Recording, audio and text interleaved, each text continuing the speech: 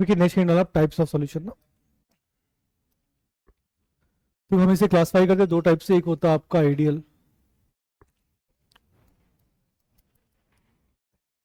क्योंकि दूसरा होता है नॉन आइडियल सॉल्यूशन।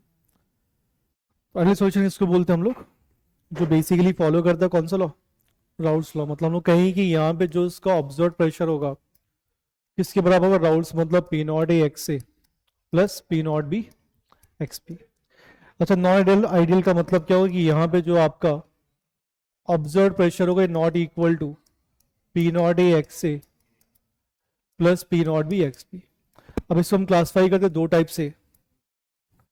कौन कौन सा टाइप होता है आपका,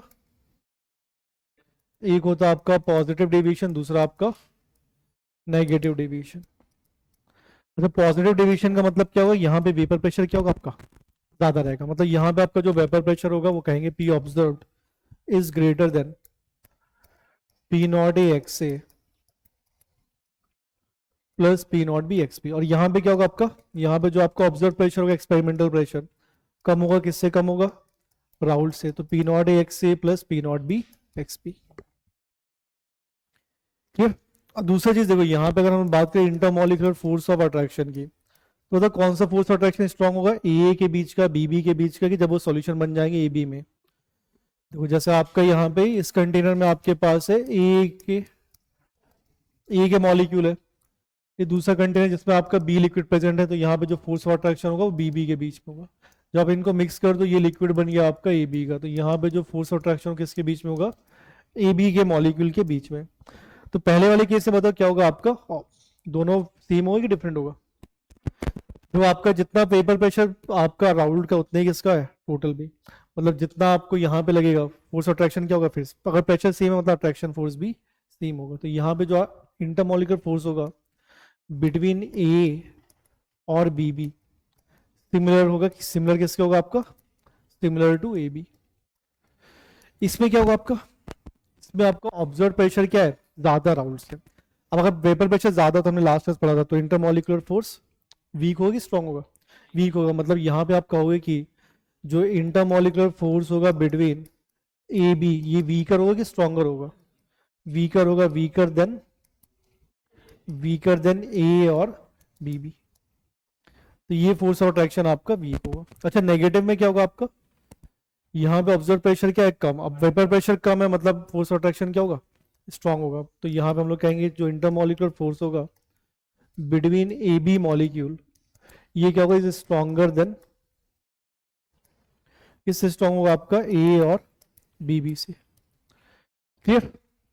नेक्स्ट चीज अगर बात करें हम यहाँ पे डेल्टा एच की, डेल्टा एच मतलब आपका इंथैल्पी ले लो या हीट ले लो, तो डेल्टा एच मिक्सिंग कितना होगा यहाँ पे इस वाले केस में, आइडियल सॉल्यूशन केस में। देखो दोनों में सेम फोर्स ऑफ अट्रैक्शन है, मतलब सेम एनर्जी लगेगा हीट इसको ब्रेक करने में, इसको ब्रेक करने में, इसको ब्रेक करने में जितनी एनर्जी लगेगी, जब ये बन जाएंगे तो उसमें जितनी एनर्जी रिलीज होगी वो भी क्या होगा, सेम होगा। लगा इसमें मान लो इसमें 10 किलो जूल लगा, इसमें 10 किलो जूल, तो उसके बनने में उसमें कितना निकलेगा आपको, 20 किलो जूल हीट रिलीज होगा। मतलब डेल्टा एच मिक्स कितना होगा आपका, 0 होगा। अच्छा, यहाँ पे डेल्टा एच मिक्स कितना होगा आपका,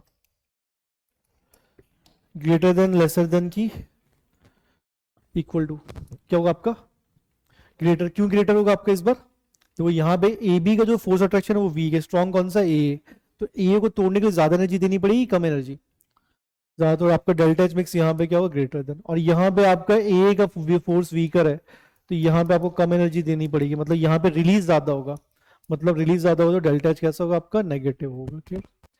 नेक्स्ट बात करेंगे डेल्टा वी मिक्सिंग की। बताओ डेल्टा वी मिक्स क्या होगा, वी मिक्स मतलब फाइनल माइनस इनिशियल 0 होगा, क्योंकि फोर्स ऑफ अट्रैक्शन क्या है, सेम है। अगर वो 50 ml है वो भी 50 ml है बी भी, तो जो ए बी बनेगा उसका भी कितना होगा, 100। तो डेल्टा वी मिक्स कितना होगा, 0। यहाँ पे डेल्टा वी मिक्स क्या होगा आपका, पॉजिटिव क्यों होगा, ज्यादा वॉल्यूम क्यों होगा। देखो आपका सेकंड वाले केस में जो ए बी का फोर्स ऑफ अट्रैक्शन वो वीक है कि स्ट्रांग है, वीक है। अब देखो अगर फोर्स ऑफ अट्रैक्शन वीक होगा, आपने पढ़ा होगा डेंसिटी क्या होता है, mass by volume. Force of attraction weak है तो डेंसिटी क्या होगी, अगर अट्रैक्शन फोर्स वीक है तो डेंसिटी कम होगा कि ज्यादा होगा, डेंसिटी कम होगा। डेंसिटी कम होगा तो वॉल्यूम क्या हो जाएगा, बढ़ जाएगा, तो इसलिए आपका वॉल्यूम क्या होगा, आपका ज्यादा होगा। यहाँ पे डेल्टा वी मिक्स क्या होगा आपका, नेगेटिव, सेम रीजन नेगेटिव क्यों होगा, क्योंकि यहाँ पे फोर्स ऑफ अट्रैक्शन कैसा आपका स्ट्रॉन्ग है, फोर्स ऑफ अट्रैक्शन स्ट्रॉन्ग हो तो डेंसिटी क्या होगी, ज्यादा की कम, डेंसिटी ज्यादा तो वॉल्यूम कम, वॉल्यूम कम मतलब कि आपका डेल्टा वी क्या होगा, लेस देन 0। क्लियर। इसके बाद आपका लास्ट 2 पॉइंट इसमें वो यहाँ तक ना लिखना है कुछ, डेल्टा एस मिक्स। तो डेल्टा एस मिक्स क्या हुआ आपका, डेल्टा एस मतलब एंट्रोपी ना, डेल्टा एस मतलब एंट्रोपी। एंट्रोपी हम लोग पढ़ेंगे नेक्स्ट चैप्टर में। एंट्रोपी क्या होता है आपका, measurement of degree of randomness. तो एंट्रोपी बढ़ेगा कम होगा कि इक्वल टू 0 होगा। तो जब भी आप किसी को भी मिक्सिंग करोगे, यहाँ मिक्स हो रहा है ना ए का लिक्विड और बी का लिक्विड, तो मिक्सिंग में आपका हमेशा क्या होगा, रैंडमनेस बढ़ेगा, रैंडमनेस बढ़ेगा तो एंट्रोपी बढ़ेगी।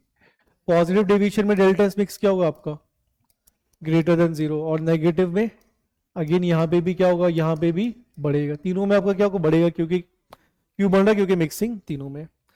और लास्ट इसमें अगर डेल्टा जी मिक्स की बात करें, तो डेल्टा जी मिक्स क्या होगा आपका, नेगेटिव। क्यों नेगेटिव, आपने पढ़ा हुआ प्रोसेस स्पॉन्टेनियस है, स्पॉन्टेनियस का डेल्टा जी नेगेटिव होगा। तो तीनों केस में आपका डेल्टा जी का साइन सेम होगा, नेगेटिव होगा। क्लियर। नेक्स्ट अगर इनका ग्राफ देखें तो इनका ग्राफ कैसा बनता है आपका, इसके ग्राफ की बात करें तो ये तो आपका फॉलो करता है आइडियल सॉल्यूशन का। मान लो ये आपका वेपर प्रेशर का एक्सेस है, ये मोल फ्रैक्शन, सपोज बोल रहा है मोल फ्रैक्शन ए का यहाँ पे 1 है, बी कितना होगा आपका 0, यहाँ पे मोल फ्रैक्शन ऑफ ए फिर कितना हो जाएगा आपका 0, बी कितना होगा 1। अगर मोल फ्रैक्शन ऑफ ए 1 है और बी 0, तो यहाँ पे कौन सा वेपर प्रेशर आएगा, पी नॉट ए की P naught B, P naught ए, मान लो आपका पी नॉट है, यहाँ पे क्या आएगा आपका पी नॉट ए। अज्यूम कर रहे हैं कि पी नॉट बी आपका कम है as compare to P naught A. इसको आप ड्रॉ करोगे, ये आपका होगा पीबी का ग्राफ, ये होगा पीए का, इनको ज्वाइन कर दो, ये क्या हो जाएगा आपका आइडियल सॉल्यूशन। अच्छा अगर पॉजिटिव डेविएशन होगा, मैं इसी में ड्रॉ कर दूं, पॉजिटिव होगा तो फिर ग्राफ कैसा होगा आपका, पॉजिटिव मतलब कि वेपर प्रेशर ऑब्जर्व प्रेशर से क्या होगा, ज्यादा है कि राउंड से ज्यादा ही कम है, ज्यादा, तो इसमें आपका एक स्लोप आ जाएगा ऊपर की तरफ, यहाँ पे भी ऊपर आ जाएगा, यहाँ पे भी। तो ये आपका किसके लिए होगा, पॉजिटिव डेविएशन के लिए। और अगर नेगेटिव डेविएशन, तो उस केस में वेपर प्रेशर क्या आपका राउंड से कम है कि ज्यादा है, कम है, तो फिर यहाँ पे आपका एक स्लोप आ जाएगा, कहाँ जाएगा नीचे। ये क्या बता देगा आपको, कौन सा डेविएशन, नेगेटिव डेविएशन। क्लियर। तो कभी कभी एग्जाम में आपको सिंपली दे देगा for which graph this condition is followed, इस टाइप से। फिर इसमें आपका लास्ट चीज है एग्जाम्पल्स।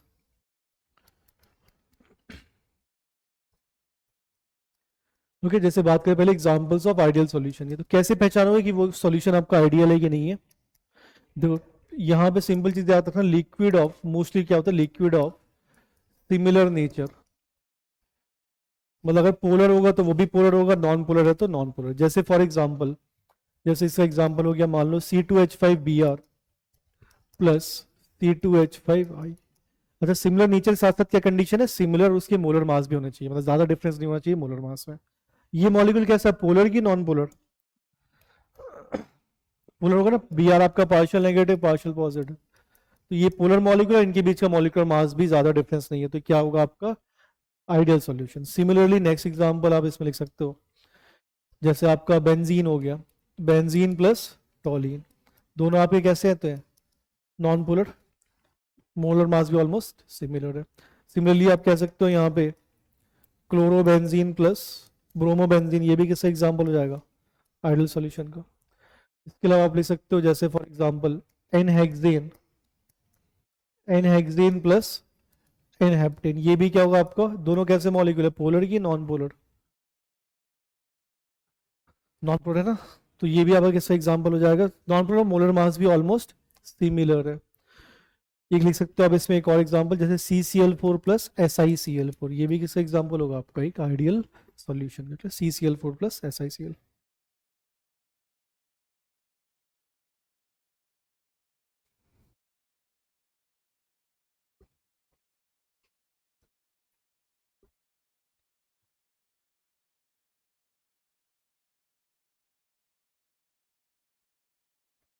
ओके, जो नेक्स्ट लिखते हैं इसमें पॉजिटिव डेविएशन।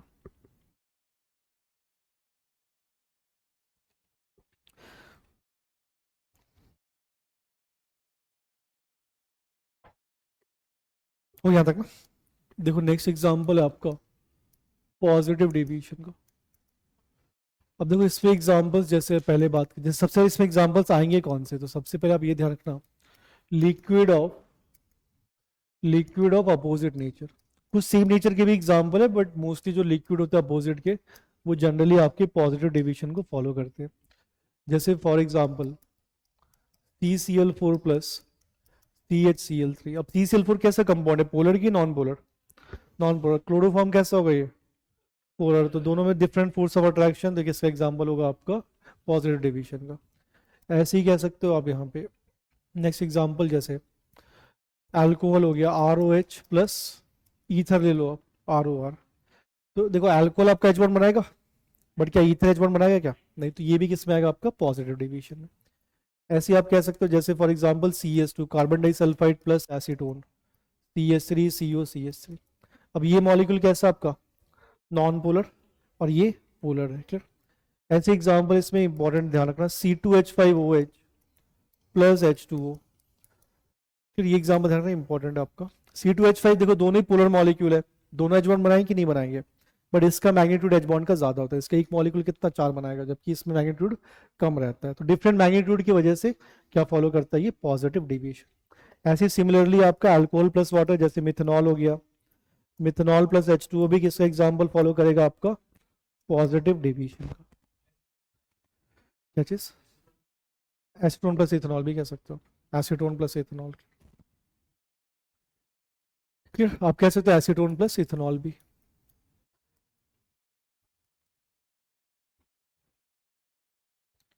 क्लियर। फिर नेक्स्ट इसमें लास्ट आपका नेगेटिव डिवीजन। अब नेगेटिव डिवीजन एग्जांपल कैसे पहचानोगे? नेगेटिव डिवीजन में किसका फोर्स स्ट्रांग होता है, AB का कि ABB का? EB का ना। नेगेटिव डिवीजन का वेपर प्रेशर कम है, वेपर प्रेशर कम मतलब फोर्स ऑफ अट्रैक्शन ज्यादा।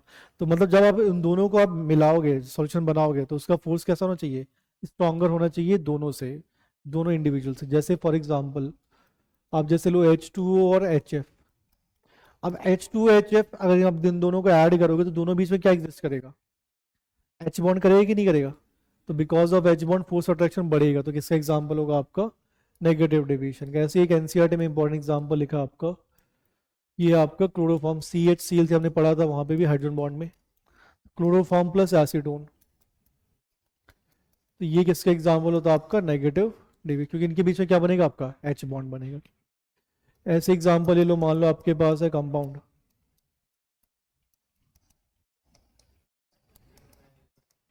कि एसीटोन और एनिलीन, तो यहाँ पे भी आपका क्या बनेगा H बॉन्ड बनेगा। NH2 कौन सा कंपाउंड आपका एनिलीन। क्लियर।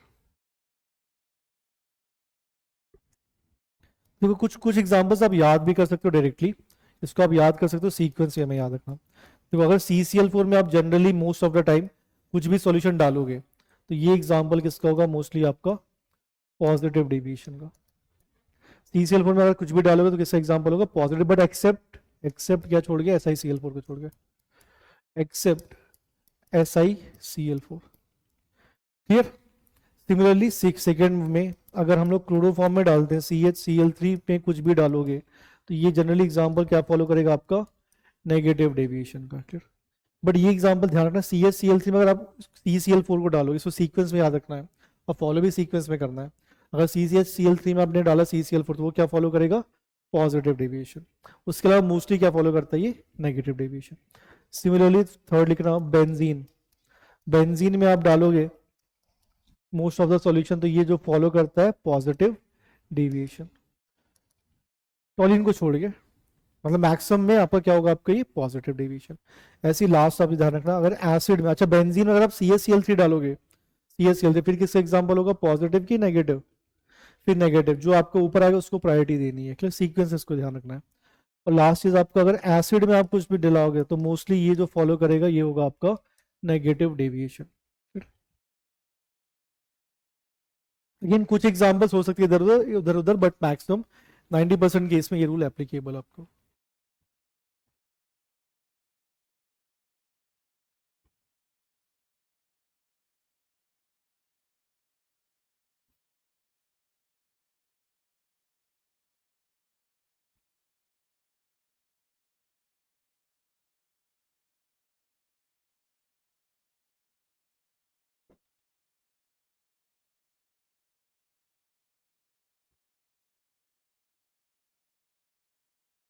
क्या चीज? सी डबल बॉन्ड हुआ है ना, तो ये है ना सी डबल बॉन्ड हो, तो डाइपोल डाइपोल अट्रैक्शन तो होगा, इससे पार्शियल नेगेटिव इससे पार्शियल पॉजिटिव।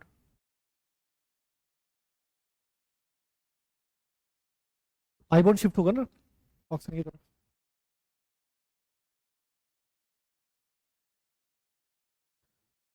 हो गया। तो इस पे एग्जाम्पल्स इंपॉर्टेंट है या फिर वो प्रॉपर्टीज पूछता है इस पे? तो नेक्स्ट है आपका, इसके बाद नेक्स्ट है एजियोट्रॉप या एजियोट्रॉपिक मिक्सचर। अब देखो एजियोट्रॉपिक मिक्सचर किसको बोलते हैं, कैसे डिफाइन करते हो आप एजियोट्रॉपिक मिक्सचर को? डिटेल में नहीं, नीट में, डिटेल में आपका जेई में है।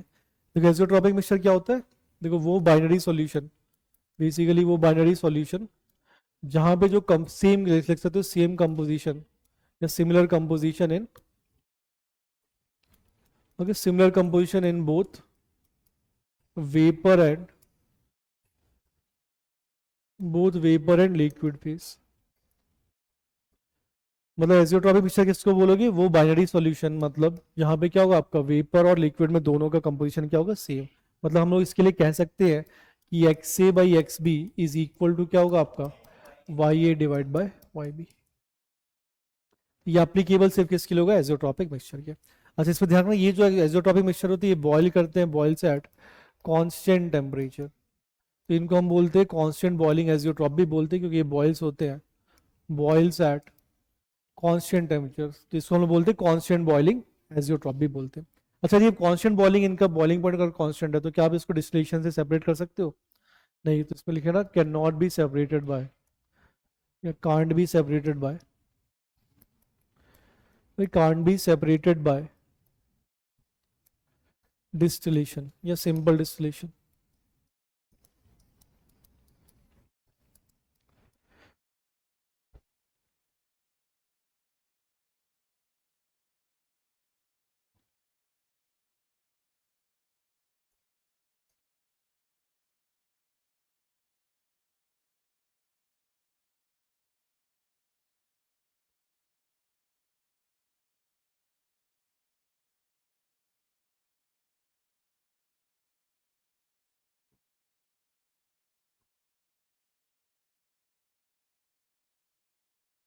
क्या पेपर के इजी था?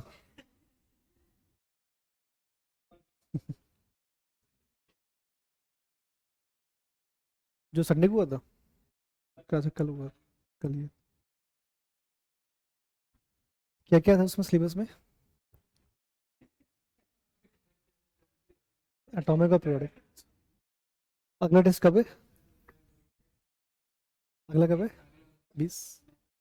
अच्छा अक्टूबर को है EITS। अच्छा, अच्छा यही वाला। अच्छा वो याद रखना। अब देखो इसको हम फर्दर से क्लासीफाई करते हैं दो तरीके से,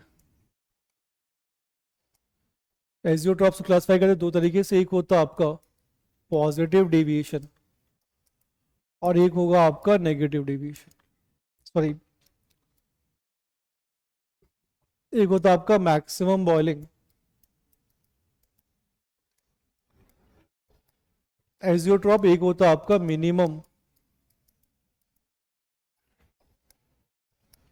मिनिमम बॉइलिंग एजियोट्रॉप। देखो दो टाइप से होते हैं, आप क्लासिफाई करते हैं, एक होता है मिनिमम और मैक्सिमम। अब देखो देखो नाम से पता चल रहा है बॉइलिंग पॉइंट इसमें क्या होगा आपका, मैक्सिमम बॉइलिंग एजियोट्रॉप, मतलब बॉइलिंग पॉइंट यहाँ पे क्या होगा, मैक्सिमम की मिनिमम? मैक्सिमम होगा, मतलब कि इस मिक्सचर का जो बॉइलिंग पॉइंट होगा वो आपका मैक्सिमम होगा। मैक्सिमम किससे होगा, जो दोनों आपके सॉल्यूट और सॉल्वेंट है। अच्छा हमने पढ़ा था स्टार्टिंग में कि बॉइलिंग पॉइंट और वेपर प्रेशर आपस में कैसे डिपेंड करते हैं, तो अगर इसमें बॉइलिंग पॉइंट आपका मैक्सिमम होगा तो वेपर प्रेशर कम। अच्छा वेपर प्रेशर कम किस में होता है, नेगेटिव की पॉजिटिव? तो आप लोग कह सकते हो कि जो मैक्सिमम बॉइलिंग एजियोट्रॉप इसको कौन बनाएगा, फाउंड बाय नेगेटिव डिवीजन। मतलब जो एग्जांपल्स हमने वहां पढ़ा आप कह सकते हो यहाँ पे भी, जैसे फॉर एग्जांपल जैसे मान लो आपके पास H2O प्लस, हमने पढ़ा था H2O प्लस HNO3 ले लो आप, एसिड प्लस वाटर क्या होगा आपका, नेगेटिव डिवीजन। अब देखो इसमें जो वाटर होता है ये आपका प्रेजेंट होता है अराउंड 32% बाय वेट, और ये प्रेजेंट होता है आपका 68%। ये परसेंटेज आपको एनसीईआरटी में दिया, इससे ध्यान रख लेना, 68% होता है ये। अब देखो इसका जो बॉइलिंग पॉइंट होता है आपको पता हो, इसका बॉइलिंग पॉइंट कितना होता है, 100 डिग्री सेल्सियस। इसका बॉइलिंग पॉइंट जो होता है वो होता है 120 डिग्री सेल्सियस के आसपास। तो आपसे क्वेश्चन पूछ सकता है कि जो बॉइलिंग पॉइंट होगा सॉल्यूशन का वो कितना होगा, 100 से कम होगा कि 120 से ज़्यादा होगा कि 100 से 120 के बीच में होगा। कितना होगा इसका बॉइलिंग पॉइंट, 100 से कम होगा 120 से ज़्यादा कि 100 से 120 के बीच में होगा। देखो मैक्सिमम ऑब्वियसली बात है, नाम क्या है आपका, मैक्सिमम बॉइलिंग, तो बॉइलिंग पॉइंट इन दोनों से क्या होगा ज़्यादा। तो 120 इसका आता है जो 120.5 के आसपास कुछ आता है। अगेन वैल्यू याद रखनी, बट ये समझना है कि बॉइलिंग पॉइंट क्या होगा, ज़्यादा होगा। अब देखो यहाँ पे आपके नाम में क्या है, मिनिमम बॉइलिंग आइसोट्रॉप, तो बॉइलिंग पॉइंट का मतलब वेपर प्रेशर ज़्यादा, वेपर प्रेशर ज़्यादा किसमें, पॉजिटिव की नेगेटिव। तो ये किसको कौन बनाएगा, इसमें लिखना formed by positive deviation, positive deviation बनाएगा। जैसे इसका एग्जांपल, जैसे मान लो अभी हमने देखा था C2H5OH प्लस H2, जो पॉजिटिव डेविएशन एग्जांपल है वो आपके यहाँ पे भी आ जाएंगे। अच्छा इसमें ध्यान रखना, इसमें जो ये होता है आपका, ये बेसिकली होता है 95.5% के आसपास, और ये आपका 4.5% के आसपास होता है। क्लियर। इसका जो बॉइलिंग पॉइंट होता है, इथेनॉल का बॉइलिंग पॉइंट अप्रोक्सीमेटली 80 के आसपास होता है, और वाटर का 100। तो यहाँ पे अगर आप इन दोनों को मिक्स करोगे तो बताओ बॉइलिंग पॉइंट कितना होगा, 80 से कम, 100 से ज़्यादा कि दोनों के बीच में, 80 से कम, क्योंकि मिनिमम बॉइलिंग आइसोट्रॉप का एग्जांपल है, बॉइलिंग पॉइंट डिक्रीज करेगा। तो ये होता है आपका अप्रोक्सीमेटली जो सॉल्यूशन का होगा 78.5 डिग्री सेल्सियस। क्लियर। मतलब मैक्सिमम बॉइलिंग आइसोट्रॉप में बॉइलिंग पॉइंट ज़्यादा होगा दोनों के इंडिविजुअल्स, और मिनिमम में क्या होगा, कम होगा।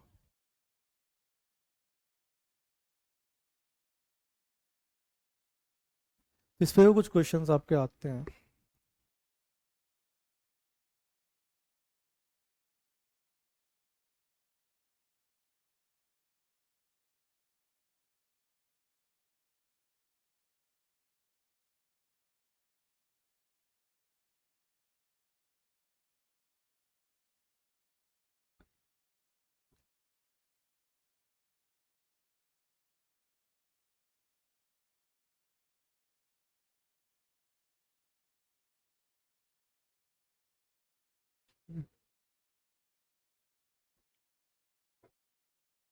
वो क्या तक ना, देखो लिखना है क्वेश्चन हो,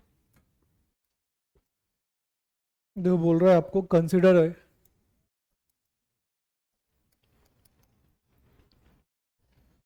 consider a binary mixture of two liquid. आपको बोल रहा है if X is equal to 0.4, और आपको बोल रहा है the vapour pressure of solution is 580 torr. तो आपको बोल रहा है देन मिक्सचर कुड बी,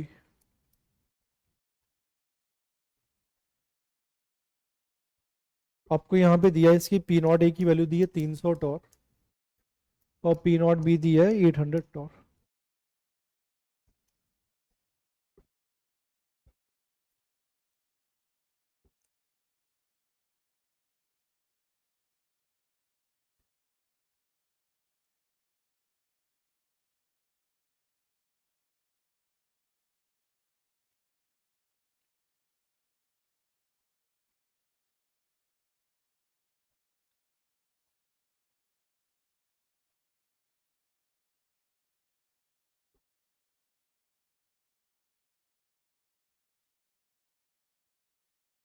ठीक है, ट्राई करना।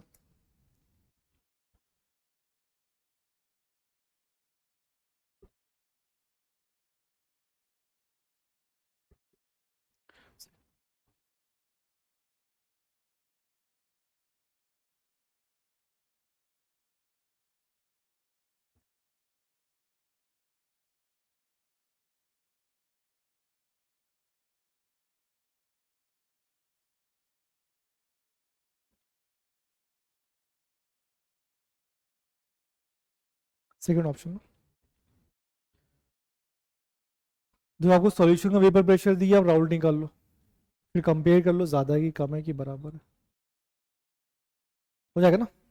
तो देखो अगर आप पी राउट्स निकालोगे, सेम फॉर्मूला राउट्स का क्या होगा, पी नॉट ए एक्स से, पी नॉट ए आपको दिया 300 टॉर, मोल फ्रैक्शन भी दिया 0.4, पी नॉट भी दिया 800, मोल फ्रैक्शन ए का 0.4 है तो बी का कितना होगा 0.6, सॉल्व कर लो आप, कितना है ये 600 टॉर। तो देखो ये वैल्यू 580 से क्या होगी आपकी ज़्यादा है, मतलब राउल्ट प्रेशर ज्यादा ऑब्जर्व से, तो ऑब्जर्व प्रेशर क्या बेसिकली यहाँ पे कम है किससे, राउल्ट से, तो कौन सा डेविएशन होगा, नेगेटिव की पॉजिटिव, राउल्ट प्रेशर से कम है ना, तो मतलब कौन सा होगा, नेगेटिव। नेगेटिव का देख लो एग्जांपल कौन सा है इसमें, अभी हमने पढ़ा था क्लोरोफॉर्म प्लस एसीटोन, किसका एग्जांपल होगा नेगेटिव का, ये किसका एग्जांपल होगा, आइडियल सॉल्यूशन का, ये किसका होगा आपका पॉजिटिव का, और ये आइडियल का। क्लियर।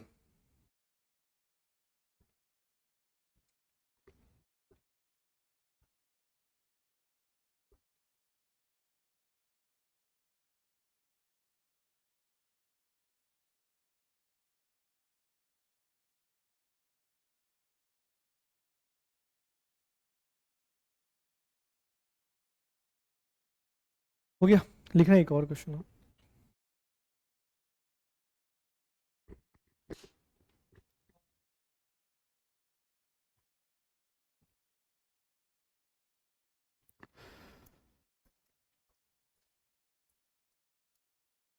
लिखना on mixing 10 ml of acetone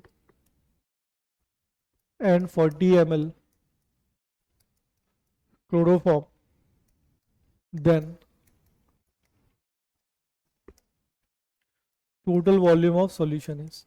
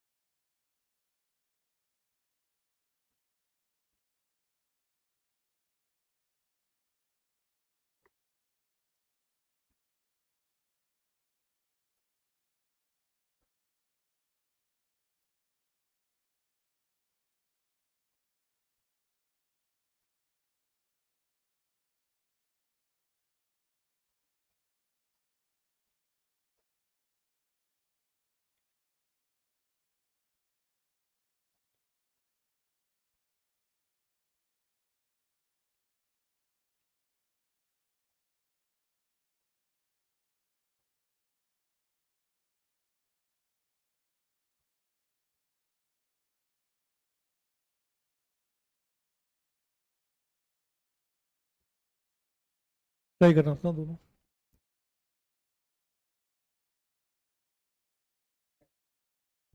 किसका, बी, डी होगा ना।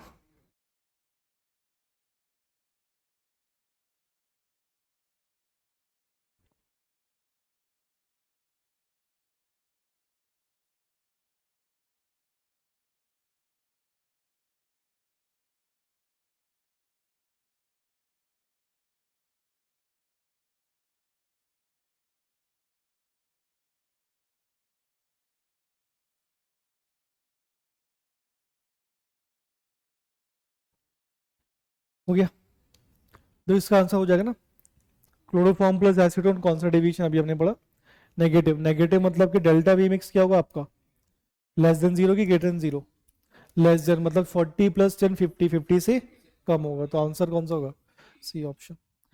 इसमें सेम जो हमें अभी हमने किया था वैसे ही क्वेश्चन है कुछ, आप निकाल दो सबसे पहले P total, P two P Raoult's निकाल लो आप, पी राउंड्स कितना गए, हम same formula P naught X से कितना रहा 70, 100 इंटू इसका एक मोल्स आपका एक, इसका मोल्स कितना 3, तो टोटल 4 हो गया, प्लस यहाँ पे 60 इंटू 3/4 कितना रहा ये 70, तो ये आपका आ गया 70 टॉर।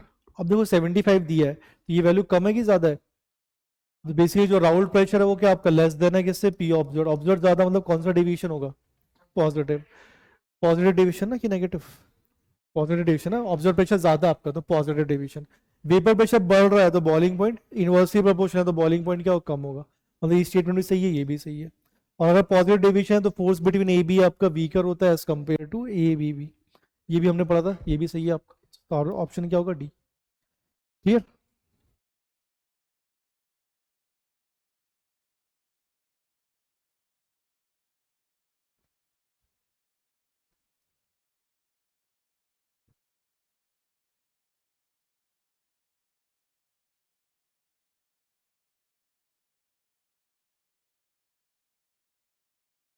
हो गया? लिखना है एक और क्वेश्चन।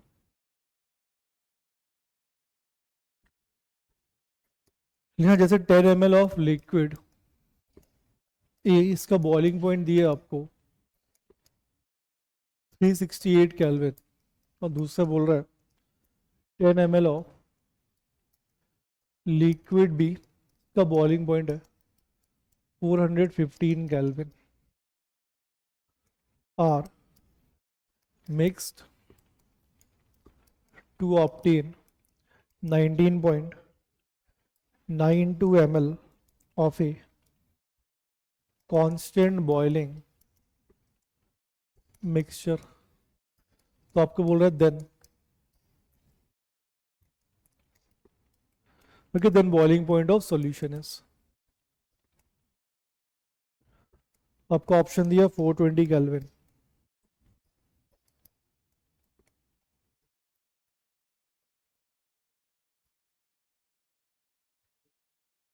क्या होगा आपका? ये आ जाएगा ना? डिविजन कौन सा होगा आपका, पॉजिटिव कि नेगेटिव? तो कैसे पहचानोगे? आपको वॉल्यूम दिया 10+10, ये डेल्टा वी इनिशियल हो गया, फाइनल डेल्टा वी कितना है 9, जो आपका फाइनल वॉल्यूम कितना 19.92।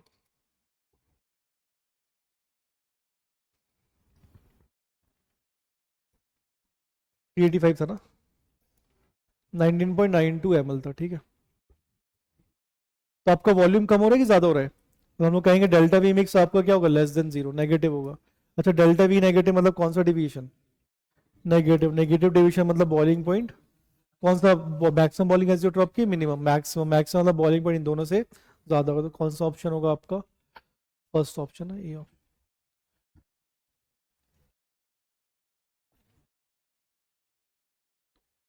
क्लियर हो जाएगा ना? इसी टाइप क्वेश्चन पूछता है आपसे, ये आपके टाइप्स ऑफ सॉल्यूशन हो गया या फिर आपका ये एजियोट्रॉप्स हो गया।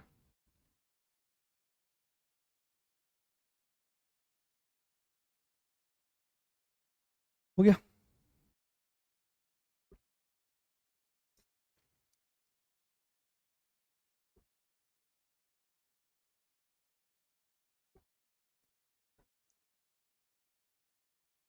हो गया, लिखना नेक्स्ट हेडिंग डालना। नेक्स्ट डाला कॉलिगेटिव प्रॉपर्टीज। तो कॉलिगेटिव प्रॉपर्टीज इसको बोलते हैं, बेसिकली डिफाइन होता है आपका डाइल्यूट सॉल्यूशन के लिए। वो डाइल्यूट सॉल्यूशन जो किस पे डिपेंड करता है, आपका नंबर ऑफ सॉलिड पार्टिकल्स पे। साथ ही साथ जब आप सॉलिड पार्टिकल को बढ़ाओगे तो वो बेसिकली क्या होगा, बढ़ेगा। ऐसे बहुत सारी प्रॉपर्टी जो डिपेंड तो करता है बट कॉलिगेटिव प्रॉपर्टी नहीं होता है। Clear? तो चार बेसिकली होता है, कौन कौन सा होता है? एक तो हमने लास्ट क्लास ही पढ़ा था, RLVP पढ़ा था। दूसरा क्या होता है, एलिवेशन इन बॉइलिंग पॉइंट। तीसरा होता है आपका डिप्रेशन इन फ्रीजिंग पॉइंट। चौथा होता है आपका ऑस्मोटिक प्रेशर। तो इनका बेसिकली मेन पर्पस क्या है, ये चारों कॉलिगेटिव प्रॉपर्टी का? देखो मेन चीज क्या है, हमें आइडेंटिफाई करना जो भी अननोन सॉल्यूट है उसका मोलर मास कितना होगा। तो इनका मेन पर्पस वही होता है, to determine molar mass of unknown solute. अच्छा, आरएलवीपी हमने लास्ट क्लास ही पढ़ा था, इसका इस पे क्वेश्चन भी हमने लास्ट क्लास ही किए थे। आरएलवीपी का फॉर्मूला क्या होता था, P naught minus P S divide by P naught is equal to कितना होता था, मोल फ्रैक्शन ऑफ सॉल्यूट। और अगर सॉल्यूशन डाइल्यूट होगा तो फिर मोल्स ऑफ सॉल्यूट को आप नेग्लेक्ट कर सकते हो किसके रिस्पेक्ट में, सॉल्वेंट के। तो ये आपकी कॉलिगेटिव प्रॉपर्टी होती है। ये देखना, वेपर जो प्रेशर होता है वो कॉलिगेटिव प्रॉपर्टी नहीं है, is not a colligative property. Vapour pressure colligative property नहीं है, आरएलवीपी कॉलिगेटिव प्रॉपर्टी है। अच्छा, एक और फॉर्मूला में पढ़ा था लास्ट क्लास, अगर मान लो मैं डिवाइड कर दूं यहाँ पे पीएस से, तो ये आरएलवीपी होगा क्या? नहीं होगा। बट यहाँ पे आप सीधे सीधे रिलेशन यूज कर सकते थे मोलैलिटी का, मोलैलिटी इंटू मोलर मास किसका, सॉल्वेंट का, डिवाइड बाय 1000। तो ये आप यूज कर सकते हो जब आपको पी नॉट और पी एस दिया और आपका मोलैलिटी पूछ रहा है। क्लियर? बट ये आरएलवीपी नहीं है ना, आरएलवीपी आपको ऊपर वाला P naught minus P S by P not.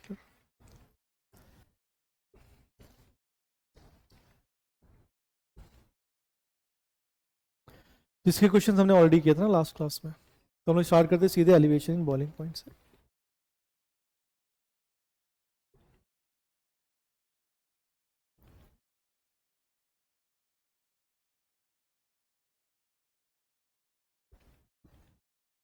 हो गया।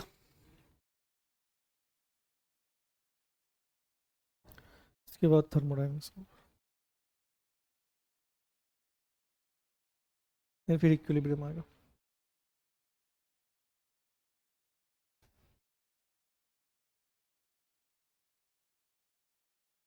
वो यहाँ तक ना। देखो आप हेडिंग डाला नेक्स्ट आपको एलिवेशन इन बॉइलिंग पॉइंट। अच्छा, एलिवेशन का मतलब क्या है? बॉइलिंग पॉइंट आपका बढ़ रहा है कि कम हो रहा है? बढ़ रहा है। जैसे मान लो देखो एक कंटेनर है, इसमें आपका कोई सॉल्वेंट प्रेजेंट है, कोई लिक्विड प्रेजेंट है। अब इसमें आप ऐड कर रहे हो, मान लो ऑन एडिंग एनवीएस। एनवीएस का मतलब क्या होता है आपका? नॉर्मलाइज सॉलिड, मतलब उसका वेपर प्रेशर कितना होगा? जीरो होगा। यहाँ पे वेपर प्रेशर आपका मान लो पी नॉट है, इसमें आप ऐड करोगे एनवीएस, तो ये हमने लास्ट क्लास में पढ़ा था, यहाँ पे इसके मॉलिक्यूल्स प्रेजेंट होंगे सॉल्यूट के। मान लो इसका वेपर प्रेशर है सपोज पीएस, तो किसकी वैल्यू ज्यादा होती थी, पी नॉट की पीएस की? पी नॉट आपका ज्यादा होता था पीएस से, मतलब जब आप नॉन वोलेटाइल सॉल्यूट को ऐड करोगे तो वेपर प्रेशर क्या होगा आपका? डिक्रीज करेगा। अच्छा, अगर वेपर प्रेशर डिक्रीज करेगा तो अभी हमने पढ़ा बॉइलिंग पॉइंट क्या होता है? Inversely proportional to vapour pressure. ये कम होगा सॉल्यूशन का तो बॉइलिंग पॉइंट बढ़ेगा। मतलब कि जब भी आप नॉन वोलेटाइल सॉल्यूट को ऐड करोगे तो बॉइलिंग पॉइंट सॉल्यूशन का क्या होगा? इंक्रीज करेगा। इसी इंक्रीज हम लोग क्या बोलते हैं? Elevation boiling point. जैसे आप एग्जांपल देखो, जैसे आप एग बॉईल कर रहे हो, तो अंडा बॉईल करने में अगर आप उसमें नमक डाल के करोगे तो जल्दी नहीं बॉईल, जल्दी होता है कि लेट होता है? अगर आप क्या चीज एग को बॉईल करोगे, उसमें नमक डाल के बॉईल करोगे तो क्या होगा आपका? जल्दी हो जाएगा ना। क्यों जल्दी होता है? देखो आपको वाटर का बॉइलिंग पॉइंट पता है कितना है? 100 डिग्री सेल्सियस। अब आपने अगर मान लो इस पे सॉल्ट को डाला, तो सॉल्ट कैसा सॉल्यूट है आपका? एक एनवीएस है। तो एनवीएस क्या करेगा? इसका बॉइलिंग पॉइंट को बढ़ा देगा। मान लो सपोज 110 डिग्री कर दिया, तो अब ये 10 डिग्री एक्स्ट्रा हीट होगा कि नहीं होगा? हीट होगा, बट ये स्टीम में कन्वर्ट नहीं होगा। तो वो हीट देगा किसको? एग को देगा। तो एग क्या होगा? जल्दी बन जाएगा। सेम एग्जांपल, जैसे आप दाल बनाते हो, दाल कैसे बनता है आपका? आप कुकर में क्या डालते हो? दाल डालते हो, उसमें क्या डालते हो? पानी डालते हो। अब मान लो अगर उसमें नमक नहीं डाल रहे हो, हल्दी नहीं डाल रहे हो, तो आप कभी देखना उसका जो दाल का जो लेयर होता है ऊपर में चिपक जाएगा। लेकिन अगर आप नमक डालोगे, हल्दी डालोगे, तो बेसिकली है कि आपका एक सॉल्यूट है। कौन सा सॉल्यूट है? Non volatile solute. वो क्या करेगा? बॉइलिंग पॉइंट इसका क्या कर देगा?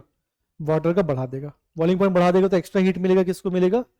जो भी खाना उसमें जो भी फूड है, तो फूड क्या होगा आपका? जल्दी बन जाता है। ऐसे आपसे क्वेश्चन पूछते हैं, क्वेश्चन आपके मॉड्यूल में भी रहता है, प्रेशर कुकर का। तो क्या पूछता है कि प्रेशर कुकर में जो खाना होता है उसमें टाइम कम लगता है फूड को प्रिपेयर होने में। Time basically less time it will take to prepare. इसका रीजन क्या होता है? देखो प्रेशर कुकर में होता है क्या? देखो प्रेशर कुकर में बेसिकली एटमॉस्फेयर प्रेशर होता है कितना है अभी जनरली? कितना है atmosphere pressure? 1 atm। Pressure cooker क्या करता है? ये एटमॉस्फेरिक प्रेशर या एक्सटर्नल प्रेशर को क्या करता है? बढ़ा देता है। अब अगर एक्सटर्नल प्रेशर बढ़ जाएगा तो बॉइलिंग पॉइंट बढ़ेगा ही कम होगा? देखो बॉइलिंग पॉइंट क्या होता है आपका? वो टेम्परेचर जहाँ पे वेपर प्रेशर किसके बराबर हो? 1 atm बराबर। अब मान लो आपका 2 atm हो गया, तो आपको और हीट करना पड़ेगा कि नहीं करना पड़ेगा? तो बॉइलिंग पॉइंट बढ़ेगा ही कम होगा? बढ़ेगा। मतलब अगर एक्सटर्नल प्रेशर बढ़ गया तो बॉइलिंग पॉइंट क्या हो गया आपका? बढ़ गया। और अगर बॉइलिंग पॉइंट बढ़ गया मतलब एक्स्ट्रा उसको टेम्परेचर, उसका एक्स्ट्रा हीट मिला कि नहीं मिला? और अगर एक्स्ट्रा हीट मिलेगा तो किसको ट्रांसफर होगा? जो भी फूड उसमें प्रेजेंट है। तो फूड क्या होगा आपका? जल्दी प्रिपेयर होगा। तो इसका रीजन क्या होता है?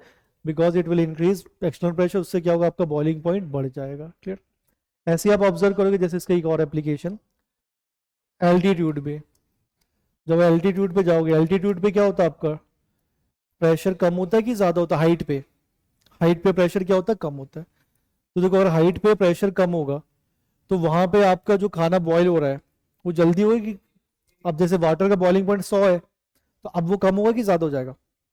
कम हो जाएगा। अब उसको बॉईल रीच करने के लिए, पहले रीच करने के लिए उसको 1 atm जाना पड़ता था, बट अब उसको रीच करने के लिए मान लो 0.7 0.5 के आसपास जाना है, तो उसका बॉइलिंग पॉइंट क्या होगा? अब कम हो जाएगा। मतलब अगर पहले वाटर 100 डिग्री पे स्टीम में कन्वर्ट हो रहा था, तो अब किस में होगा? 80 डिग्री में। तो अगर 80 डिग्री में से आपका ये कन्वर्ट होगा आपका स्टीम में, तो हीट यहाँ पे कम ट्रांसफर होगी कि ज़्यादा होगा? कम होगा। तो यहाँ पे जो फूड होगा प्रॉपरली कुक होगा कि नहीं होगा?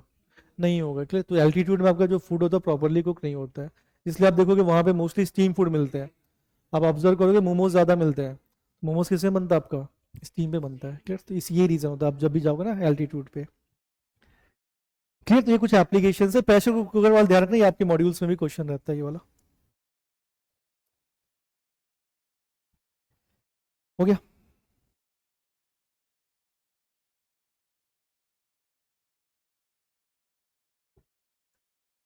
देखो नेक्स्ट, अब देखो इसका ग्राफ वेपर। अच्छा ये ग्राफ हमने लास्ट क्लास पढ़ा था, वेपर प्रेशर और टेम्परेचर बीच का ग्राफ कैसा होता है?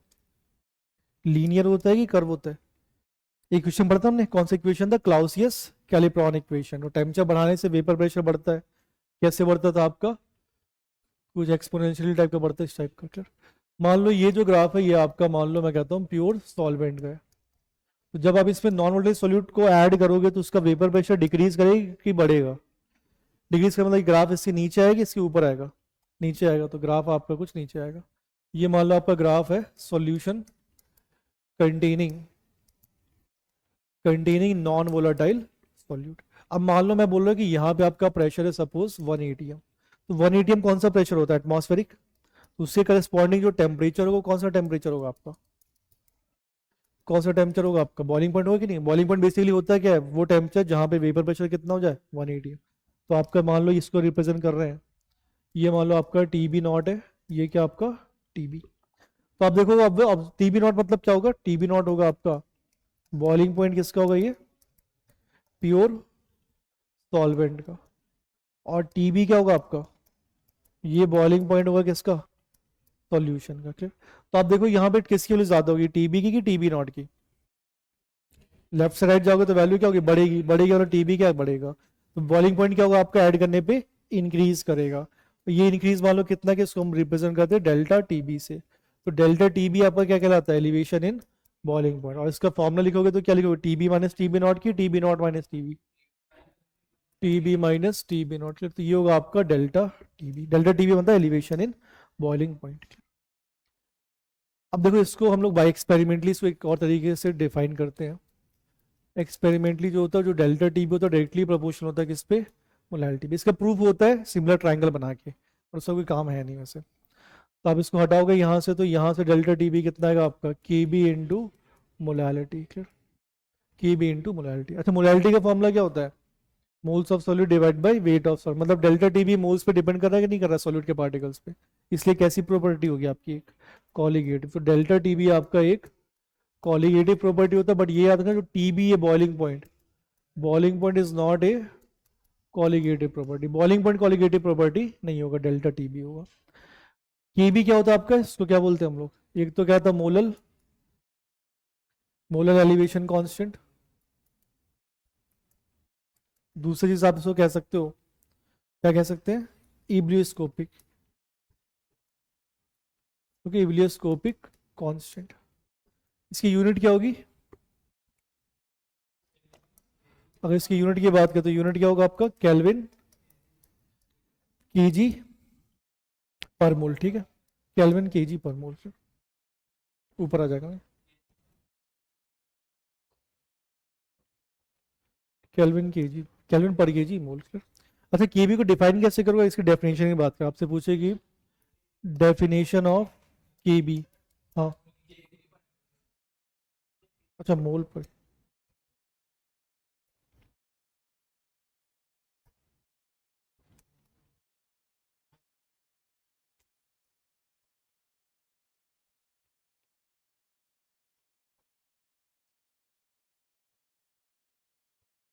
अच्छा वाटर का ध्यान रखना, ये डिपेंड किस पे करता है? ये आपका डिपेंड करता है सिर्फ नेचर ऑफ सॉल्वेंट पे। आप अगर सॉल्वेंट को चेंज करोगे तभी केबी की वैल्यू क्या होगी? चेंज होगी। सॉल्यूट को चेंज करने से केबी में कोई इफेक्ट नहीं पड़ेगा, कि किस पे डिपेंड करता है आपका? सॉल्वेंट पे। वाटर का भी याद रखना, वैसे देता है क्वेश्चन है, बट अगर नहीं दे तो केबी याद रखना। केबी ऑफ वाटर कितना होता है आपका? ये 0.52 या 51 के आसपास, 0.52 केल्विन केजी पर मोल। अच्छा डेफिनेशन क्या हो केबी का? कैसे डिफाइन करोगे आप? देखो केबी डिफाइन कैसे करते हैं? अगर मान लो मैं बोलता हूँ कि मोलैलिटी जो सॉल्यूशन का वो 1 है, सपोज 1 मोलल है, तो डेल्टा टीबी इक्वल टू कितना हो जाएगा? केबी के बराबर। तो यहां से आप क्या लिख सकते हो, केबी कैसे डिफाइन करोगे, it is the increase in boiling point या it is the elevation in boiling point when the molality of the solution is unity one, या यूनिटी कह सकते हो। क्लियर। तो कैसे डिफाइन करोगे केबी को, it is the increase in boiling point, it is the elevation in boiling point when the concentration या molality of solution is unity या बिकम्स यूनिटी। हो गया।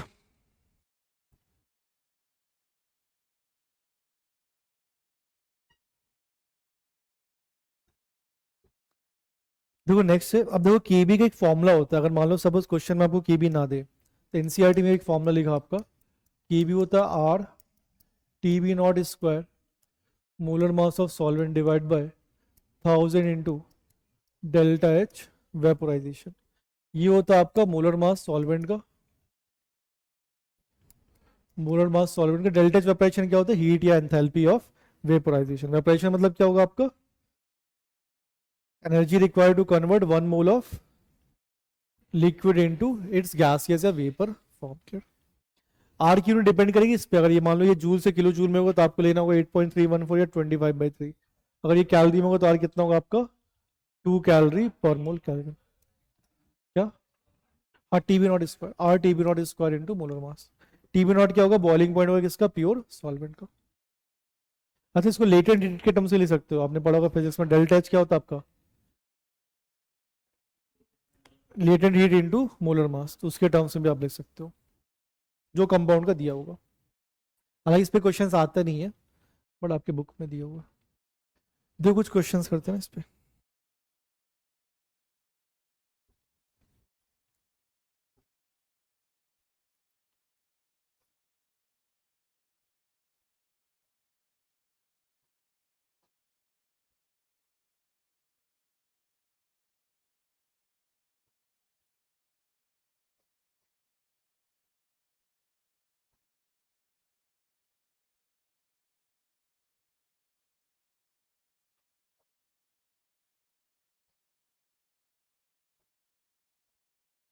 ट्राई करना आप दोनों। तो आपको ग्राफ दिया, एक वाटर दिया, बाकी ये सारे सॉल्यूशन है ना, एबीसीडी आपके सॉल्यूशन है। तो आपको बोला डेल्टा टीबी का ऑर्डर क्या होगा और वोलेटिलिटी का ऑर्डर क्या होगा, कौन सा ज्यादा वोलेटाइल होगा कौन सा कम वोलेटाइल होगा।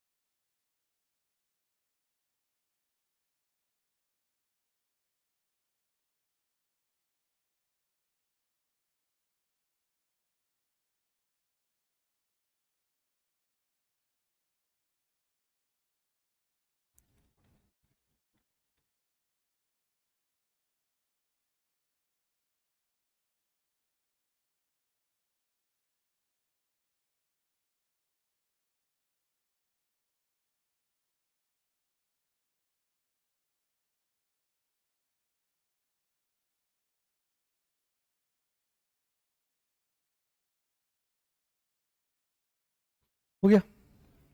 क्या आएगा पहले का आंसर,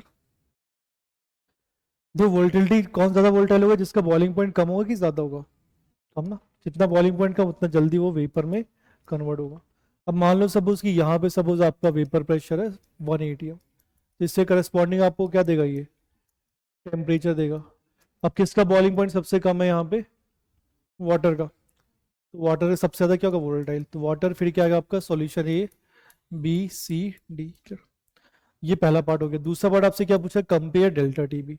डेल्टा टीबी कैसे कंपेयर करोगे आप, देखो डेल्टा टीबी क्या होता है, प्योर सॉल्वेंट और सॉल्यूट।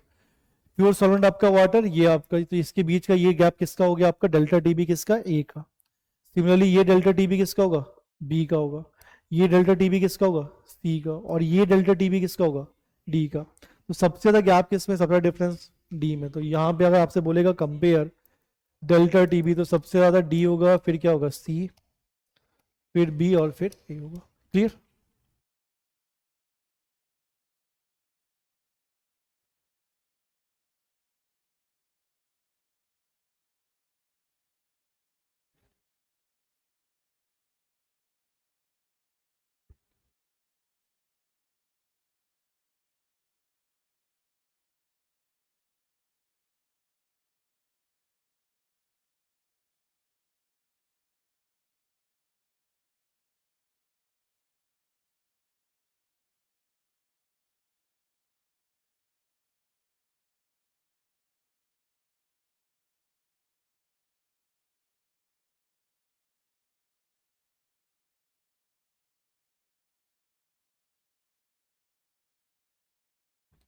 हो गया यहाँ तक? ये तो ऐसा क्वेश्चन आपसे बना के पूछ सकता है ग्राफ टाइप का। लिखना है एक और question.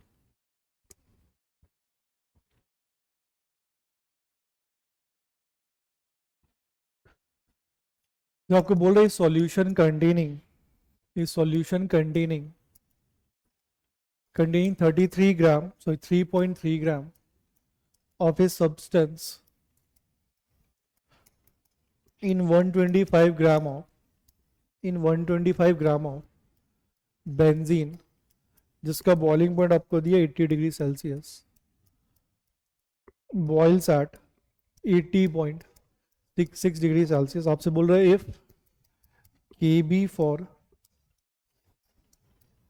if Kb for benzene is 3.28 Kelvin kg per mole,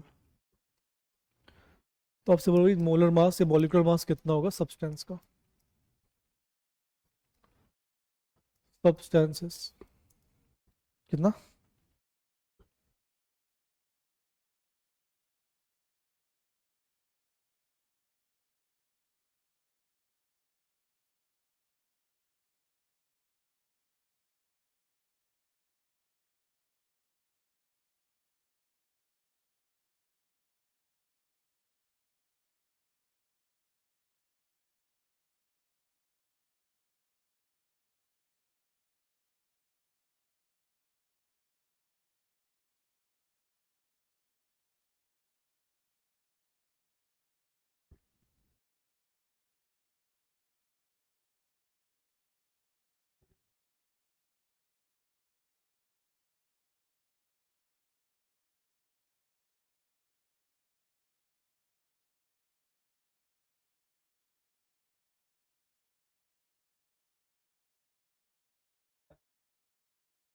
नहीं,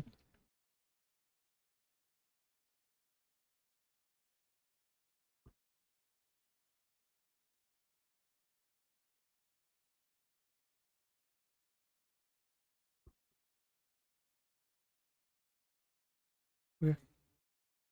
13 पॉइंट नहीं 130 बनाएगा। 130।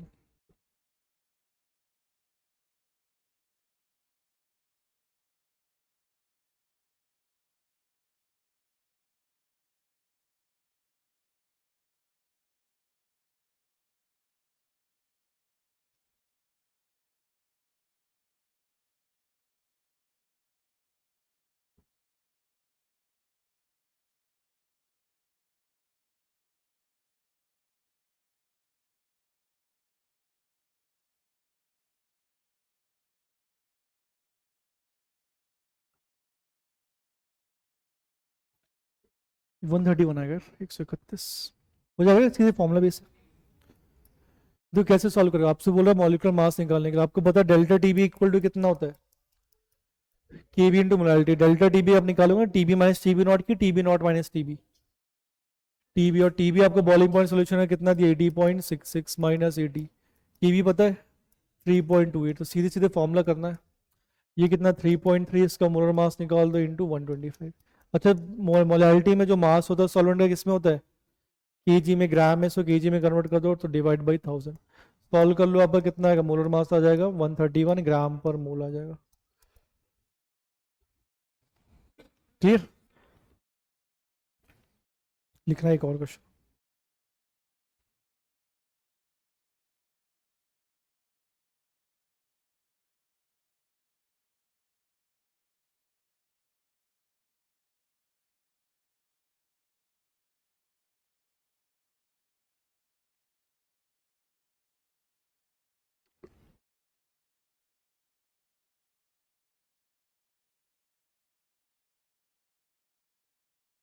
Okay,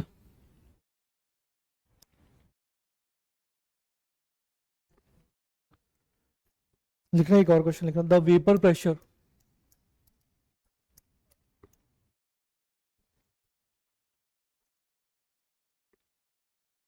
of an aqueous solution of sucrose is 732 mm of Hg। आपको बोल रहा है then find the boiling point of solution if the vapor pressure of pure water is 760 mm of Hg। के भी दिया आपको वाटर का 0.52 केल्विन kg पर मोल। ट्राई करना।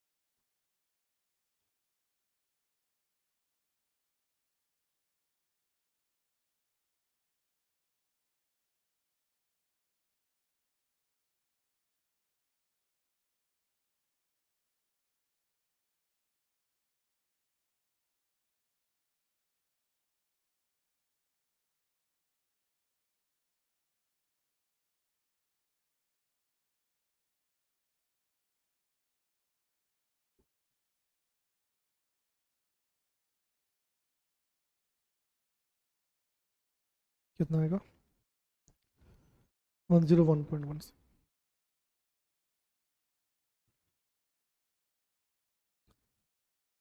कितना आएगा 101.1 हो गया।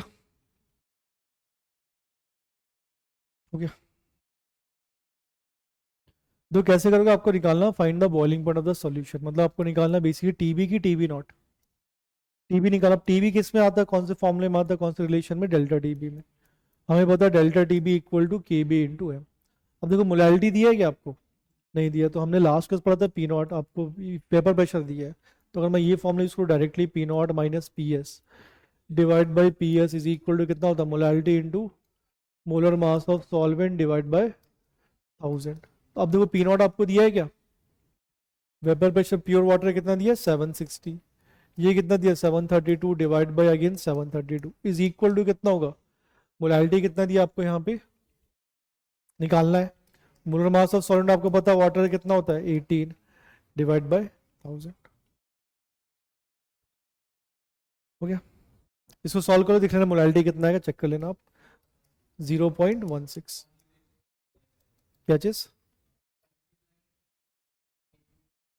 नहीं, ये कितना रहा देख लेना कितना रहा, ठीक है।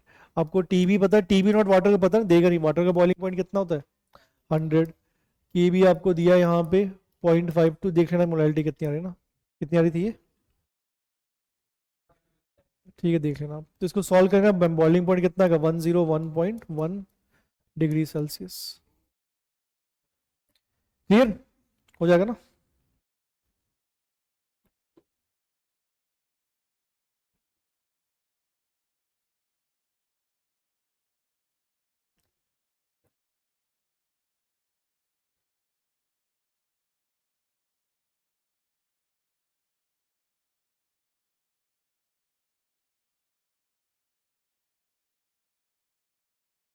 हो गया?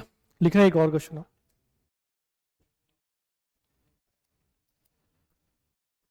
लिखना है an aqueous solution of a non volatile solute जिसका मोलर मास दिया आपको 150 gram, boils at 373.26 kelvin at 1 atm। तो आपसे बोल रहा है find find mass percentage, percentage by mass मतलब W by W for this solution.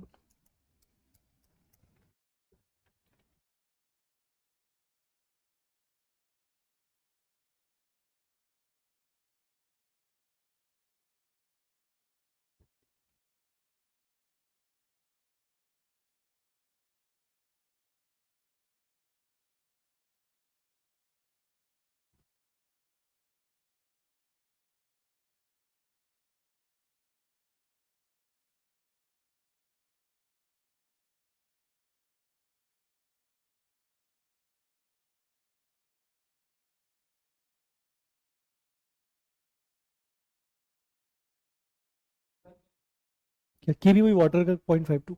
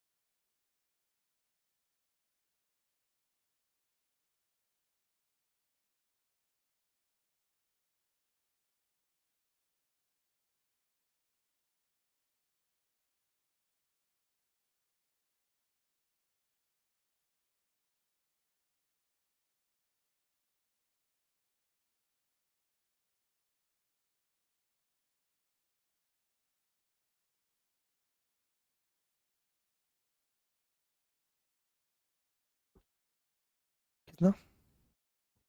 देख,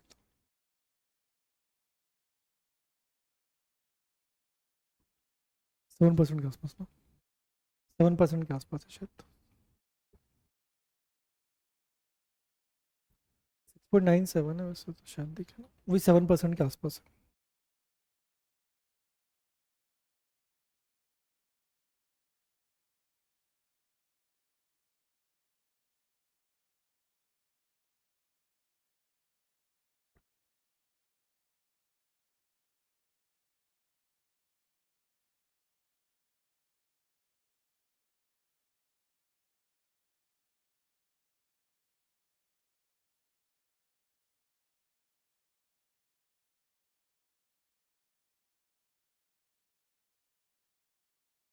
हो गया ना?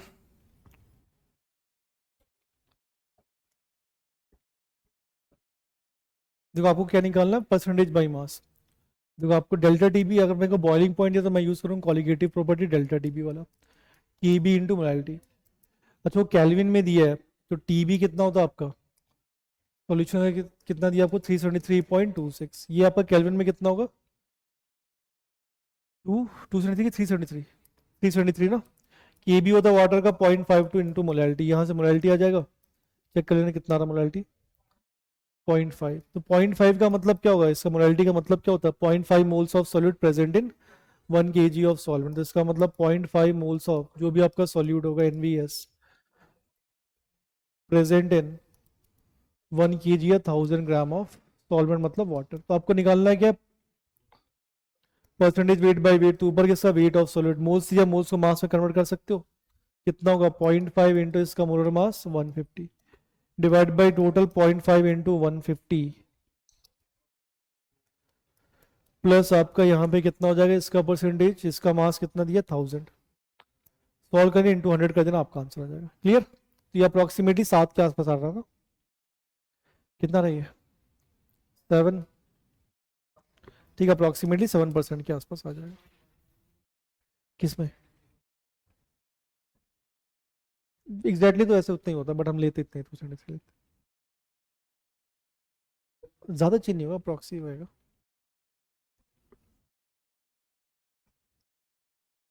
100 डिग्री लेते ना, तो अप्रोक्सीमेटली इतने लेते हैं। वो यहाँ तक देखो, नेक्स्ट आपका नेक्स्ट कॉलिगेटिव प्रॉपर्टी है डिप्रेशन फ्रीजिंग पॉइंट।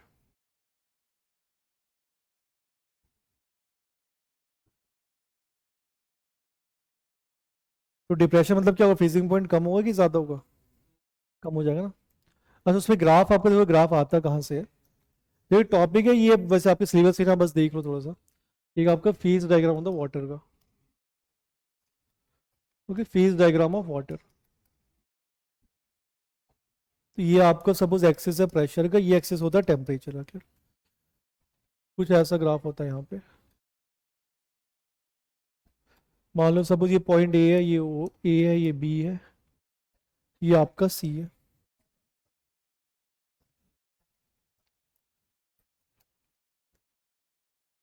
तो यहाँ पे 3 फेज में डिवाइड रहता है, ये रीजन कौन सा होता है आपका, ये रीजन गैसेस होता है, ये रीजन कौन सा होता है आपका लिक्विड, और ये रीजन होता है आपका सॉलिड। अब देखो ट्रिपल पॉइंट बोलते हैं कि इसको ट्रिपल पॉइंट आपका ओ पॉइंट कहलाता है, मतलब वो पॉइंट जहाँ पे तीनों आपके फेज एग्जिस्ट करते हैं, को एग्जिस्ट करते हैं, कौन कौन सा फेज, लिक्विड सॉलिड और गैस, वो पॉइंट कहलाता है आपका ट्रिपल पॉइंट। अच्छा यहाँ पे एक और पॉइंट है, जैसे मान लो मैं बोलूँ ये टेम्परेचर जो है, इस टेम्परेचर यहाँ पे जिसके करस्पॉन्डिंग ये आपका क्या कहलाता है, इसको बोलते हैं क्रिटिकल पॉइंट। पहले आपके सिलेबस में था, ये होता है क्रिटिकल पॉइंट। क्रिटिकल पॉइंट क्या होता था आपका, पहले पढ़ा होगा आपने, क्रिटिकल पॉइंट क्या होता है, वो टेम्परेचर या वो बेसिकली आपका लास्ट पॉइंट जिसके आगे गैस को क्या नहीं कर सकते हो आप, लिक्विफाई नहीं कर सकते हो, above which gas can not B liquefy. तो ये कहलाता है आपका, ये कौन सा कंडीशन कहलाता है आपका क्रिटिकल पॉइंट। मतलब इसके ऊपर ये गैस आपका फर्दर लिक्विफाई नहीं होगा। क्लियर, अब देखो यहाँ पे बस आप ग्राफ ध्यान रखना, ये आपका लिक्विड इज सॉलिड, अब ध्यान रखना वो जो होता है ये रिप्रेजेंट करता है आपका ट्रिपल पॉइंट। ट्रिपल पॉइंट पर कंडीशन ध्यान रख लेना, वाटर का जो ट्रिपल पॉइंट होता है ये होता है आपका 373, या प्रेशर लिखना, पहले प्रेशर जो होता है इसका आपका, प्रेशर आपका अप्रोक्सीमेटली होता है 748 टॉर के आसपास। ट्रिपल पॉइंट पे जो आपका प्रेशर होता है वो इतना होता है, टेम्परेचर जो होता है वो होता है आपका 273.16 केल्विन, 273.16 केल्विन। तो ओ ए कर्व रिप्रेजेंट क्या करता है, ये कर्व बेसिकली आपका रिप्रेजेंट करता है यहाँ पे बॉइलिंग कह लो या वेपोराइजेशन को। ये वाला जो कर्व है ये बेसिकली मेल्टिंग को रिप्रेजेंट करता है या फ्रीजिंग को कह लो, और ये कर्व जो है ये रिप्रेजेंट करता है आपका सब्लिमेशन को, ये करता है सब्लिमेशन। अब देखो ग्राफ ऐसे आपके सिलेबस में नहीं, जेई एडवांस में रहता है बस, जो लेकिन जो हम लोग ग्राफ ड्रॉ करते हैं ना, आपको याद हो ग्राफ जो ड्रॉ करते हैं डिप्रेशन फ्रीजिंग पॉइंट में, वो ग्राफ कुछ ऐसा ड्रॉ करते हैं, तो ग्राफ आपका आता यहीं से है, वो जो ग्राफ आता है ना आपका, वो ग्राफ आपका इसी यहीं से आता है। क्लियर, इस सब ये भी कह सकते हो, अगर आप टेम्परेचर बढ़ाओगे, मान लो ये जो पॉइंट है, टेम्परेचर बढ़ाओगे तो बॉइलिंग क्या होगा आपका, जैसे आपका अगर टेम्परेचर आप इंक्रीज करो तो सॉलिड किस में कन्वर्ट होगा आपका, लिक्विड में, मतलब सॉलिड कन्वर्ट होगा लिक्विड, मतलब उसकी मेल्टिंग क्या होगी, बढ़ेगी। फिर मेल्टिंग पॉइंट क्या होगा, बढ़ेगा। टेम्परेचर कम करोगे तो देखो यहाँ पे क्या होगा आपका, टेम्परेचर कम करोगे डिक्रीज करोगे तो ये आपका वो जो रीजन होगा गैस, ये किस में कन्वर्ट होगा आपका, लिक्विड में। गैस लिक्विड में कन्वर्ट कर रहा मतलब उसका क्या होगा, बॉइलिंग क्या होगा आपका, कम होता जाएगा। ठीक है, तो नेक्स्ट आपका थर्ड जो है आपका डिप्रेशन इन फ्रीजिंग पॉइंट। बस ये ध्यान रखना, डेटा ध्यान रखना, वाटर का आपका ट्रिपल पॉइंट पर प्रेशर कितना होता है, टेम्परेचर कितना होता है। ट्रिपल पॉइंट मतलब वो पॉइंट बेसिकली जहाँ पे तीनों फेज क्या होंगे, को एग्जिस्ट करेंगे, लिक्विड भी, सॉलिड भी और गैस भी। बाकी इस पे डिटेल क्वेश्चन आपके सिलेबस में नहीं आता, वो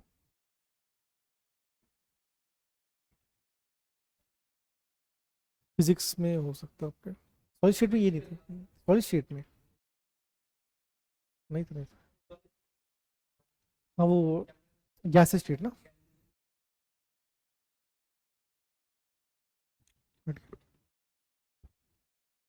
उसे आपने पढ़ा हुआ क्रिटिकल टेम्परेचर पढ़ा हुआ वो क्रिटिकल पॉइंट।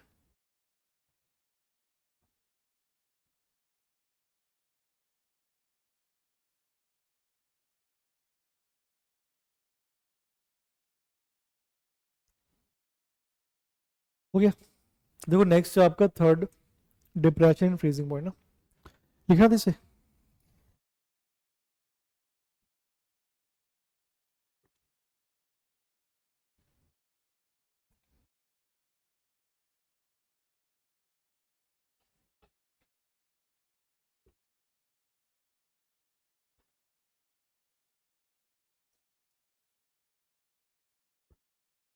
हो गया।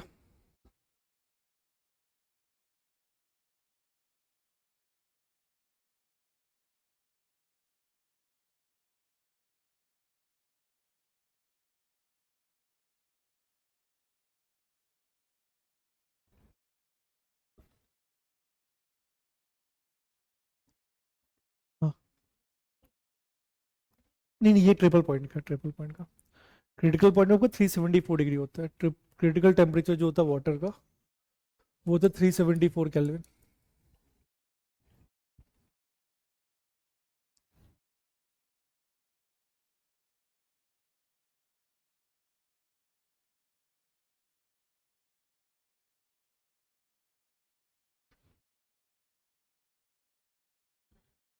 कितने मार्क्स आए यार तेरे?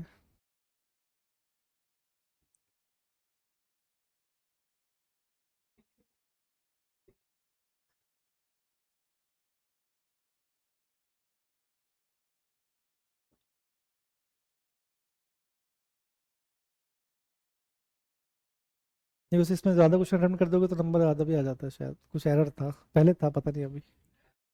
मतलब 45 से ऊपर कर दोगे तो वो नंबर भी काउंट हो जाते थे।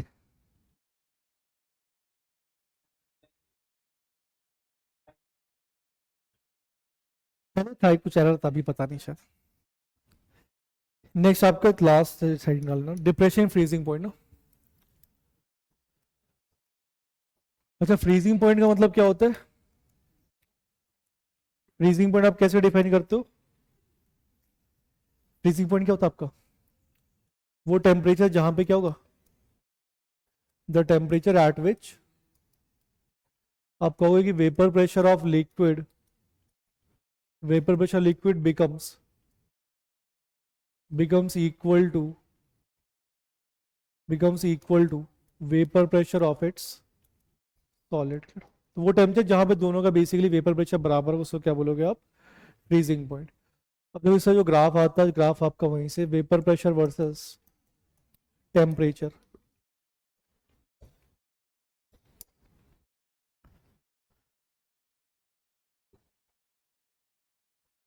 ये आपका होता है लिक्विड का, प्योर लिक्विड है, ये आपका प्योर सॉल्वेंट है। और ये जब आपका कन्वर्ट हुआ है, क्रिस्टलाइज हुआ, किस फॉर्म में क्रिस्टलाइज हुआ? सॉलिड के फॉर्म में। अच्छा इस पॉइंट पे देखो तो दोनों का वेपर प्रेशर सेम है कि नहीं है इस पॉइंट पे? तो इस पॉइंट के करस्पॉन्डिंग जो टेम्परेचर को उसको क्या बोलोगे आप? Freezing point. और ये फ्रीजिंग पॉइंट प्योर सॉल्वेंट के इसको रिप्रेजेंट करते हैं टी एफ नॉट से। तो टी एफ नॉट क्या होगा? Freezing point of pure solvent. अब अगर आप इसमें ऐड करोगे सॉल्यूट को, नॉर्मल सॉल्यूट को, तो वेपर प्रेशर कम होगा कि ज्यादा होगा? मतलब ग्राफ अगेन कहाँ गया, नीचे की ऊपर? नीचे आएगा, तो ग्राफ आपका नीचे आएगा। अब इसको एक्सटेंड करो आप यहाँ तक, तो मान लो इस पॉइंट पे देखो जो आपका लिक्विड है जो सॉलिड उसकी वेपर प्रेशर बराबर है, तो ये पॉइंट क्या होगा आपका? T F. टी एफ क्या होगा आपका? Freezing point of solution. तो कौन सी वैल्यू बड़ी होगी, टी एफ नॉट की T F? T F not मतलब आपने जब नॉन वोलेटाइल सॉल्यूट को, ये आपका सॉल्यूशन है ग्राफ है, जब आपने ऐड किया नॉन वोलेटाइल सॉल्यूट को, तो फ्रीजिंग पॉइंट कम हुआ कि ज्यादा हुआ? कम हुआ। इसी डिक्रीज इन फ्रीजिंग पॉइंट हम लोग क्या बोलते हैं? Depression in freezing point. इसको रिप्रेजेंट करते हो आप डेल्टा टी एफ से। तो डेल्टा टी एफ क्या होगा? T F minus T F not की T F not minus T F not minus T F. और यहाँ पे भी सेम फिर आप फॉर्मूला निकालोगे तो delta T F equal to कितना था आपका? T F into molality. Again molality पे डिपेंड कर रहा, मतलब सॉल्यूट के पार्टिकल डिपेंड कर रहा, तो डेल्टा टी एफ कैसी प्रॉपर्टी होगी आपकी? बट टी एफ नहीं होगा, ध्यान रखना freezing point is not a colligative property. फिर फ्रीजिंग पॉइंट आपका कॉलिगेटिव प्रॉपर्टी नहीं है। अच्छा की एफ अगेन किस पे डिपेंड करेगा आपका? सॉल्वेंट पे। सॉल्वेंट चेंज करोगे की एफ की वैल्यू भी चेंज होगा। की एफ को क्या बोलते हैं? एक तो इसका नाम होता है मोलल डिप्रेशन कांस्टेंट, या आप इसको बोल सकते हो क्या, cryoscopic constant, cryoscopic constant, molar depression constant, या फिर कहलाएगा आपका क्रायोस्कोपिक कांस्टेंट। केएफ को डिफाइन कैसे करोगे, सेम तरीका, जब मोलैलिटी सॉल्यूशन की 1 हो जाए तो केएफ क्या होगा, decrease in freezing point when the molality of solution becomes unity. Unit इसकी क्या होगी, सेम, केल्विन केजी पर मोल। वाटर का ध्यान रखना, वाटर का कितना होता है 1.86 केल्विन केजी पर मोल। केएफ होता है, केबी होता है, इसका कितना 0.52। अच्छा यहाँ पे भी सेम, अगर मान लो क्वेश्चन में केएफ ना दे तो आप केएफ कैसे निकालोगे, R T F not square into molar mass किसका, सॉल्वेंट का, डिवाइड बाई क्या होगा 1000 into delta H fusion, 1000 into delta H fusion, ये होगा आपका। फ्यूजन मतलब क्या होगा, जब सॉलिड किस में कन्वर्ट होगा, लिक्विड में। क्लियर, और यहाँ पे लेटेंट हीट ऑफ फ्यूजन भी आप यूज कर सकते हो।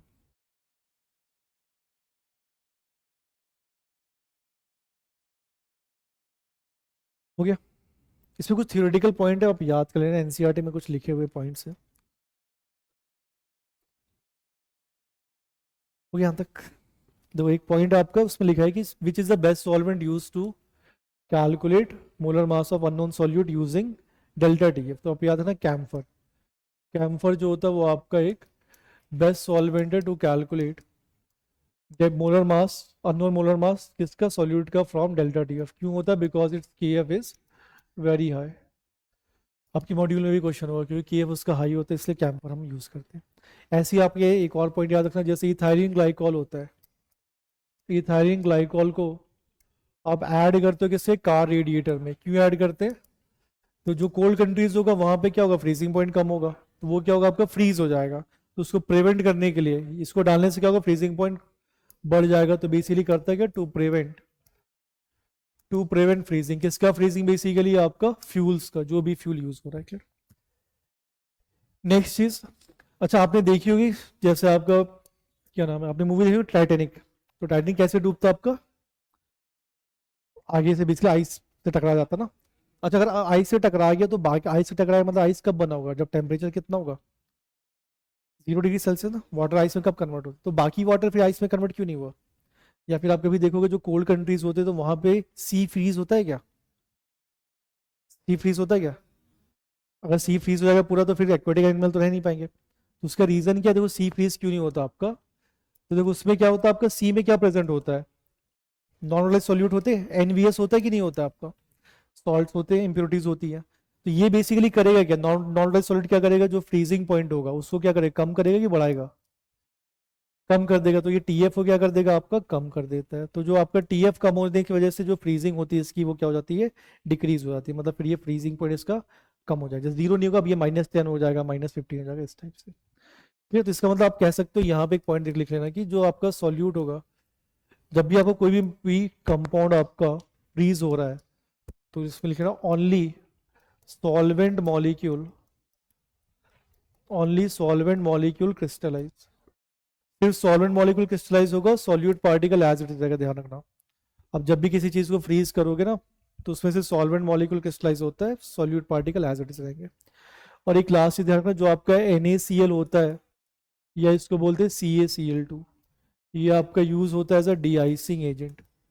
डीआइसिंग एजेंट का मतलब क्या होता है, जब बेसिकली रोड्स पे स्नो आ जाता है ना तो स्नो को क्लियर करने के लिए क्या यूज करते हैं, NaCl या CaCl2 to clear snow from the roads. तो ये भी कैसे आपके सॉल्यूट है, कौन से सॉल्यूट है, नॉन वोलेटाइल। तो ये क्या करेंगे, अगेन फ्रीजिंग पॉइंट को कम कर देंगे, उससे वो कन्वर्ट होगा नहीं आपका, मेल्ट होगा नहीं मतलब, तो ये इजिली क्या होगा आपका, उससे रिमूव हो जाता है।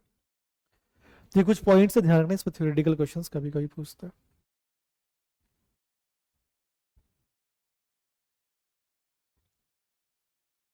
हो गया।